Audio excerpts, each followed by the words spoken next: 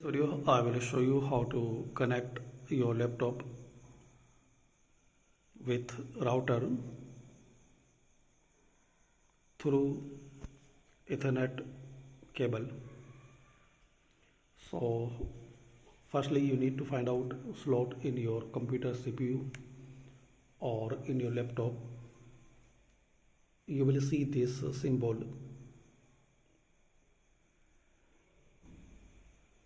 It will be closed, so just press and open it. Now you need this connection cable for Ethernet, and you need this type of pin. So press and hold this pin and insert like this and leave it. So you will see this Ethernet icon. So it's a mean you successfully connected your laptop or computer with Ethernet. You will get this slot in your CPU.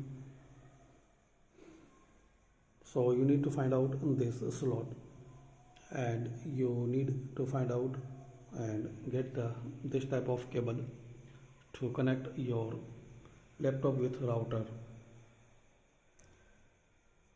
So thanks for watching. Comment this video useful for you.